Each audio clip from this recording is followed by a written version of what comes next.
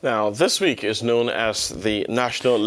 au 26 octobre 2019 se déroule la Semaine d'action internationale pour la prévention de l'intoxication en partenariat avec l'OMS afin de sauver des vies et améliorer le bien-être. Cette année, l'accent est mis sur l'élimination de la peinture au plomb dans la région africaine à mesure que les économies se développent et que de plus en plus de gens ont des moyens d'acheter des peintures aux couleurs vives pour décorer leur maison. Le risque d'empoisonnement par la peinture au plomb s'accroît. Sur le continent, le Kenya, l'Algérie, l'Éthiopie, la Tanzanie et le Cameroun ont tous adopté des mesures contre le saturisme. Eh bien, Jerry, vous l'avez dit, l'Organisation mondiale de la santé tire la sonnette d'alarme sur la menace liée à l'exposition au plomb sur la santé et l'avenir des enfants. Et pour en parler, justement, nous avons en ligne depuis Libreville Monsieur Charles Ndika Akang. Il est directeur technique à l'OMS au Gabon. Monsieur, bonjour et bienvenue dans ce programme. L'intoxication au plomb est un réel problème à prendre très au sérieux. Et votre organisation confirme qu'elle est à l'origine déjà de plus d'1 million de décès en 2017. Lead poisoning is an adverse health effect from the exposure to lead. L'intoxication au plomb est un problème de santé dû à une exposition au plomb.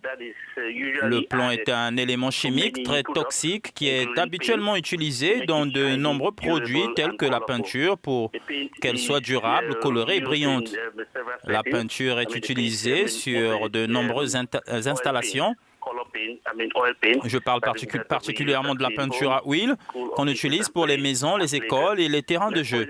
L'intoxication au plomb est donc un gros problème de santé. Il affecte les enfants en particulier et se manifeste par de nombreux symptômes.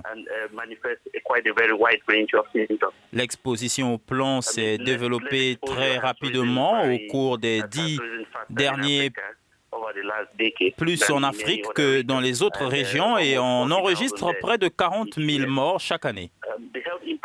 Les conséquences sur la santé durent toute la vie et cela peut avoir un coût très élevé pour la famille, la communauté ou l'économie en termes de perte de productivité. En fait, l'intoxication au plomb coûte au continent sur le plan économique près de 130 milliards de dollars chaque année en termes de perte de productivité.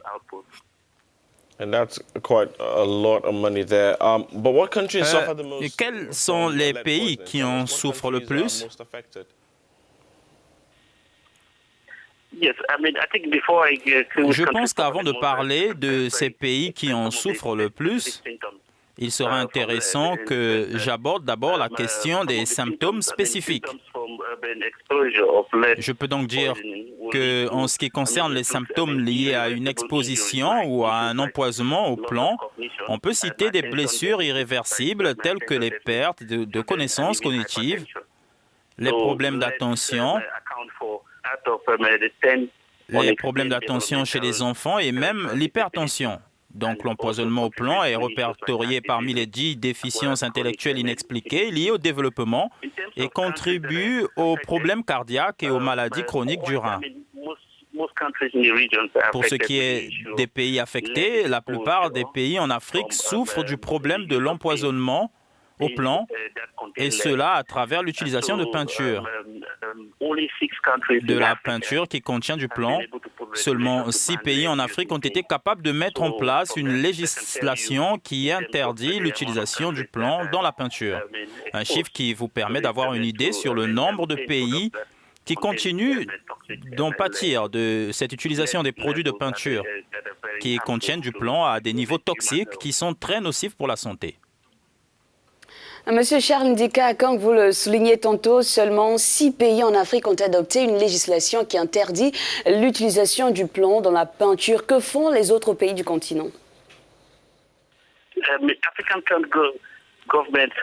Les gouvernements africains ont effectué des efforts communs pour prendre en charge le problème de l'exposition au plomb, particulièrement pour des produits tels que le pétrole. Il y a une condamnation unanime de l'ajout du plomb dans les produits pétroliers, mais un engagement similaire n'a pas pu être pris pour d'autres sources d'exposition comme celle à la peinture. Les pays africains s'étaient engagés avec les autres nations de la communauté internationale en 2002 à bannir l'ajout du plomb dans les peintures en 2020, mais à l'aube de ce délai, et on constate que seuls 6 pays dans la région ont pris des initiatives interdisant l'usage du plomb. Cela montre qu'il faut un gros travail de sensibilisation. L'Organisation mondiale de la santé soutient certains pays pour les accompagner dans la mise en place de mesures préventives pour régler ce problème, mais aussi agir dans la mise en place de réglementations pour bannir l'ajout ou l'utilisation du plomb dans la peinture. Eh bien, Monsieur Charles Ndika Akang, merci à vous d'avoir accepté de répondre à nos différentes questions sur Africa News. Charles Ndika Akang, directeur technique à l'OMS au Gabon. La suite avec vous, Jerry.